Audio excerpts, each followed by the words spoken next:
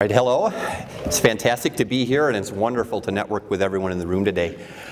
So I spent the last 10 years running around the world for Microsoft. 7 of it I was focused as a global strategy advisor, and in that time period I did about 1,500 disruptive innovation projects with corporate partners from around the globe.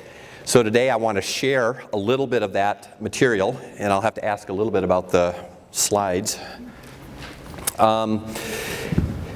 The last 2 years, though, I spent at the University of Minnesota working at the Carlson School of Business, and there my focus was on studying innovation ecosystems around the world.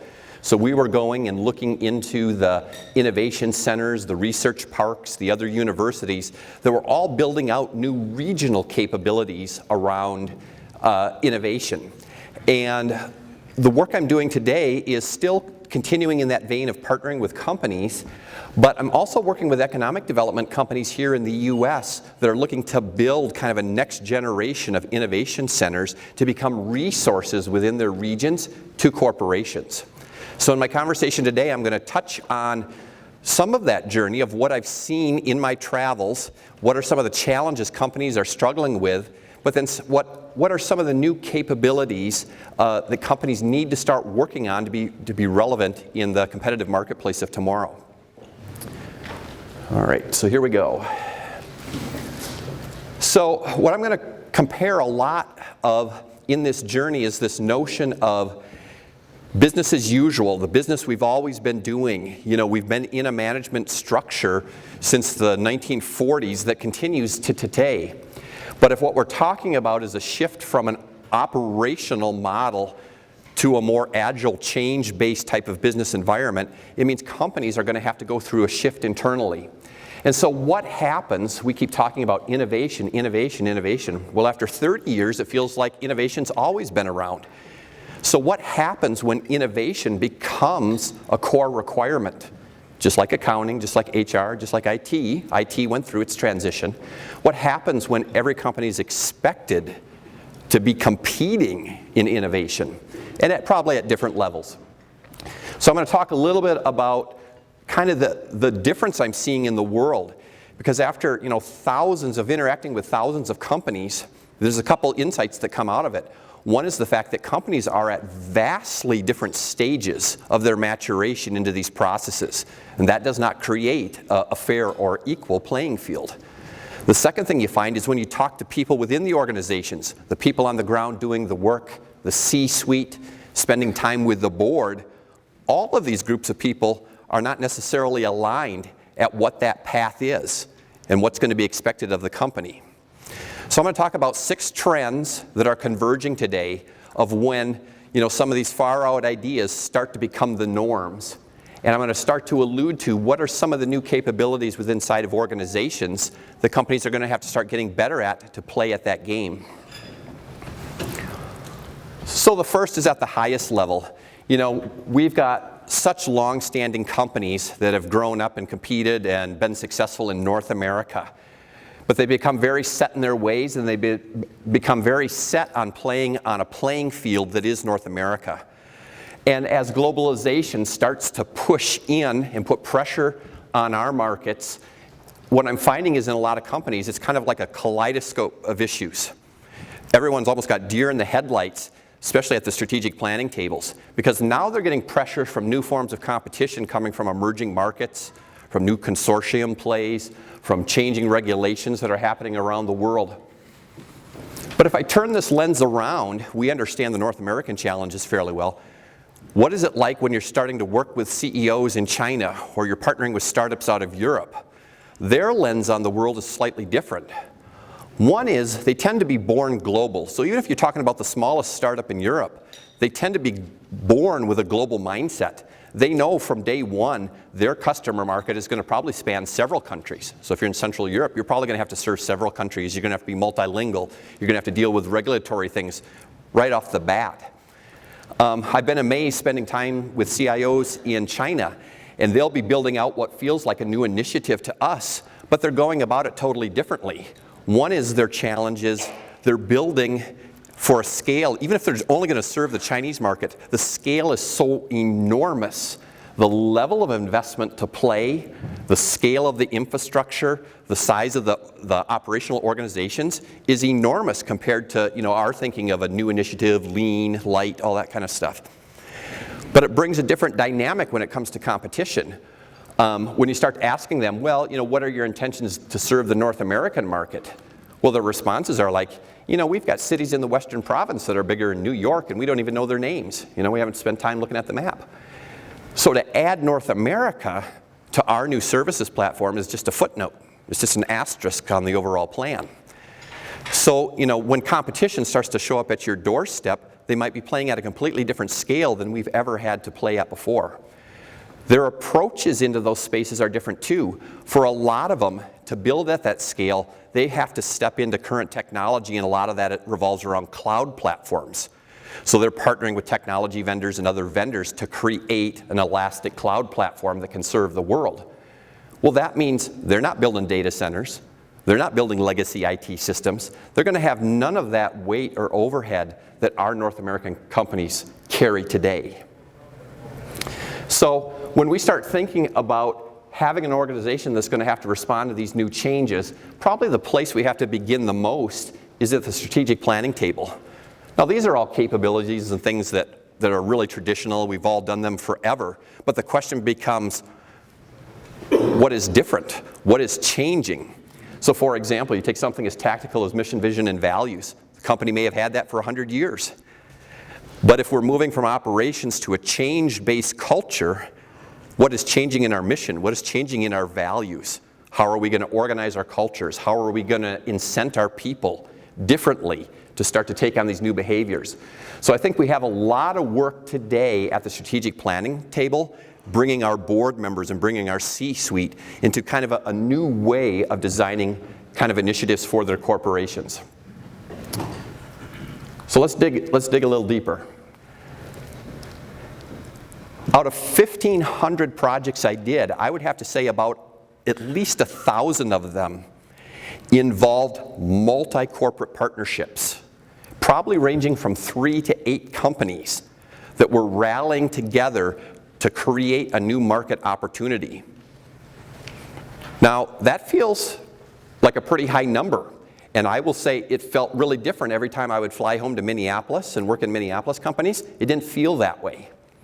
So, some companies are still very much entrenched in a thinking around competition. It's our company, our brand, it's us against them. We've competed against them for decades. That's the battle. But as the rest of the world starts showing up, they don't really have that long history in established markets. So you step into China and you'll see 6 companies partnering together, because if they're going to break into North America, they've got to have the horsepower and the assets of all of those companies rallying together in order to pull that off. And so, I find around the world, and coming to America, is a spirit of collaboration, but there's a real business pattern around co-opetition. Now, that doesn't mean that every retailer and every brand we know today gathers together and they're going to work together. But what happens is you have a lot of partnerships across adjacencies, across supply chain partners, across international partners that help you get into different markets. Now, those partners become quite strategic assets, because as the world shifts, as you innovate, as you become the disrupted, as someone else innovates and impacts you, a lot of times it's the strengths of those strategic partners which gives you the agility to act faster. To say we're going to go into a new market all by ourselves means we have to create every single piece of that entire new business model in order to move into that space. If we have a set of strategic partners, we might be able to move in that space in a fraction of the time, at a fraction of the cost, at a fraction of the risk. And so part of the strategic palette has to be this build out of a much more extensive extended relationship management system. So today you find companies are extraordinary in their CRM. They know their customer, they profile their customer, they personalize to their customer, they track their customer. But now we need to expand that into a much broader global network of relationships, business partners, channel partners, supply chain partners. And we're going to have to treat them more closely like we treat our customers. We're going to have to become more personalized, and more interactive in our engagement.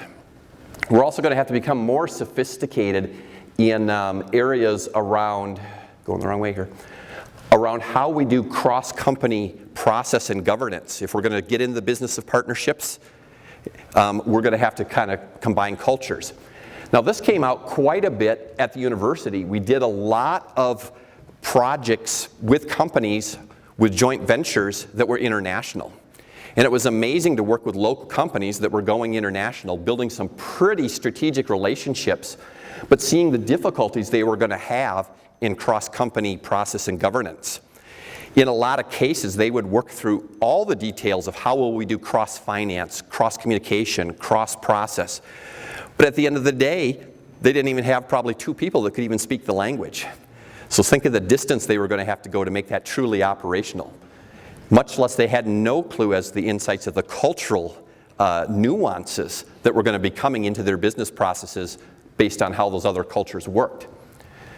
So what we want to think of here is this notion of getting outside of your corporate walls, strengthening your teams to be able to do capabilities where being in business with other companies is probably the differentiator. Now I'll pivot this. We've been talking about big companies. I'll talk about startups. I had worked right at the tail end of Microsoft. I'd worked with a startup and had a couple bright engineers. They were trying to make a new electronics device, and they had a really great idea. But they were just 2 guys, and they were just trying to get off the ground. Well, they went out and tried to find, the funding. They tried to partner with big electronics companies to see who could help manufacture it, who could distribute it, retailers who could sell it. And they spent probably 2 to 3 years and a tremendous amount of seed capital trying to get momentum, to the point where they finally gave up on it. They pivoted. They went out onto several international e-line brokerages and said, we're trying to design this kind of product, we're trying to ship to these markets, we're trying to market this way, we're trying to whatever. Within 3 months, they had a marketing firm out of Argentina that had a global campaign. They had all the circuit engineering out of Australia being designed. They had all the product sourcing out of Thailand. They had all the manufacturing out of China. They had all the packaging and shipping out of Minnesota and all the fulfillment and delivery out of Chicago in 3 months for less than $30,000. So what had been millions of dollars in 3 years of struggling with the big electronics companies, within 3 months and $30,000, they were shipping product around the world and capturing, really kind of getting speed to market. Well, that's the competition for the big enterprises now. How fast can you synthesize those partnerships? How fast can you put these operations together, but across different partners?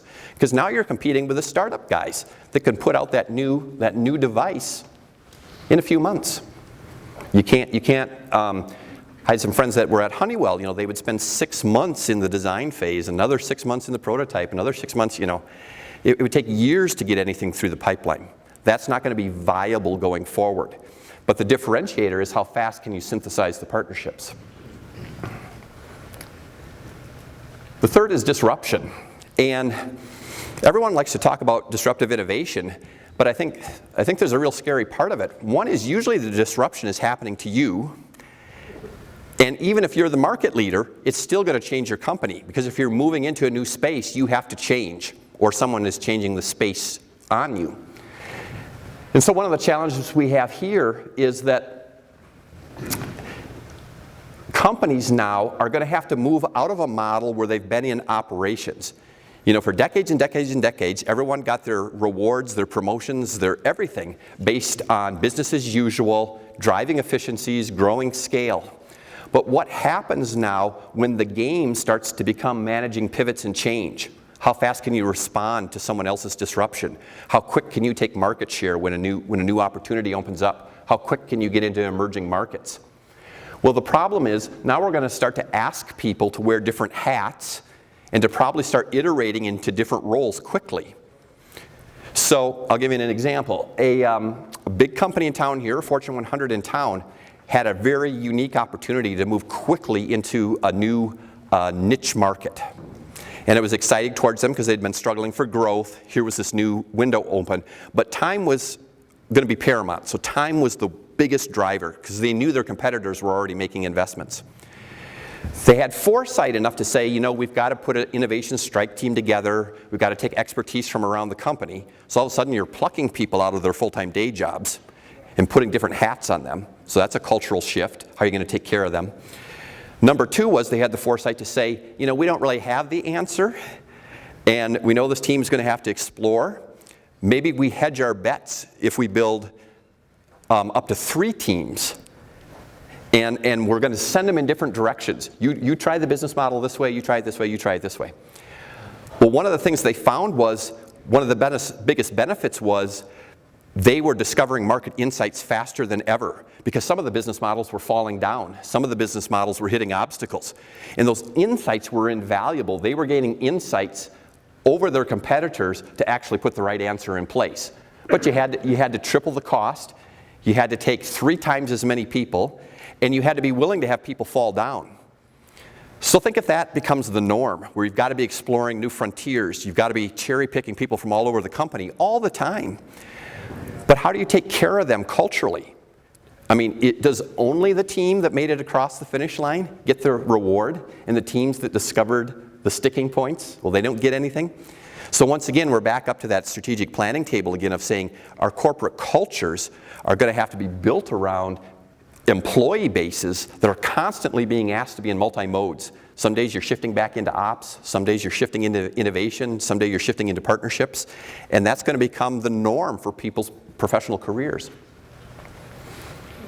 We'll roll through the last 3 kind of quickly because you're getting the point, and the themes are similar. But if we're doing multiple innovation projects, the organization has to track along. So that has a lot of the themes I just talked about.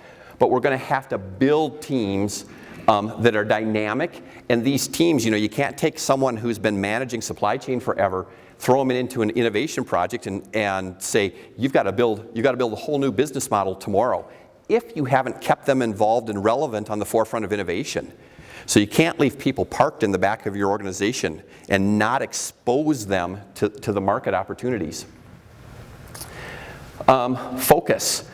Today we talked about a lot of the North American companies sit on top of a tremendous investment in legacy systems, and yet the opportunities of tomorrow or to expand into other markets are really coming from new partnerships and services. So we use the China example to say, they're building in the cloud, and they're not even getting in the business of IT. And their focus is on their core business. So as our North American companies have to diversify and they have to step into new spaces, can they afford to do it in every facet of the business? Does your whole IT organization have to evolve just so you can take that step forward? Or is it the right types of partnerships that allow you to move a piece of the core business in that direction, but you're tapping services from some of your strategic allies? Our last one here we're going to talk about is this notion to be inimitable. And what this is the highest form of competitive advantage. It means you've gone off and created a business, and you're playing the game in such a way that people can't assail it. They can't quickly try to copy it and turn it into a commodity and a price war. What this is saying is that you've got such strategic advantages that you're going to be able to hold your market position at least for some period of time. Now, this comes in a lot of forms. Like when Microsoft wandered into the mobile game, they were late to the party, but yet they had to make a defensive parity play to keep their platform relevant. You had to have mobile as part of your platform. But what was interesting is while the media completely surrounded on a feature-by-feature comparison of the mobile phones, Microsoft's real strategy was locking down natural resources for building devices, channel partners, and phone partners. It was that set of strategic partnerships that would keep them relevant in the mobile space, no matter whose devices would win. So that was an interesting strategy of where you're kind of holding up devices to the media to distract them, but at the same time you're striking all these strategic partnerships that'll lock down mobile for the next decade. So it's an interesting balance of what was the real strategy to defend that position. All right. This is another aspect that I wanted to call out, is that at my time at the university and at Microsoft, we spent a lot of time in innovation centers around the world. And these things are growing and evolving. but they're showing up everywhere. And one of the things I wanted to call out was that as we talk about developing innovation within inside of all companies, there's two questions. One is, not every company can be a market leader. If someone as big as the UHG shifts direction, there's thousands of small to medium-sized businesses that get disrupted under them that are going to have to shift as well. Well, can we expect every single company to be masters of innovation and have huge teams dedicated to it? It's probably not viable. But what's starting to happen in giving regions advantages are all of these services starting to happen within your region to where your business can go right down the street and tap into a whole network of resources to help find the partnerships, have the expertise to move and look at new spaces. So one of the things I'm doing right now is I'm working with a global development company that is looking at building more of these centers in the US. You find them all over Europe and Asia, but we're looking at, can the US start putting these down? The federal government now is giving a large number of federal grants. A lot of other states are winning them right now, and we're going to try to make a run to win some of these. If this feels too futuristic and too far away, you could always drive over to Wisconsin. They have 6 of them. They're building 4 more this year. A lot of them are targeted at our top clusters around medicine and food and ag. A lot of them, Minnesota companies, are already down paying money to be members in. So this is a huge opportunity for Minnesota to develop some competitive advantage. Lastly, we talked about a lot of capabilities. These all really come together within your organization. So a lot of the work I'm doing in consulting is helping companies build out the boxes, but the real advantage is in the lines. If these represent different departments or something within your company, it's the value of their interactions and the speed that these departments can start to work together that gives you the competitive advantage. And one of the things that makes this tough today for companies, it's not that you don't have these kind of departments, it's not that they don't talk, it's that they're not doing the right kind of work, building the right kind of assets and data that they can exchange. And so there's a new economy of knowledge and data that has to be built within inside of enterprises that allow them to compete at a new level. And so a lot of what happens is, and this economy of data and information, talent, IP, all that kind of stuff has to be built to work within the company and built to work across companies. So with that, I will do my time check, and I want to thank everyone for your attention today.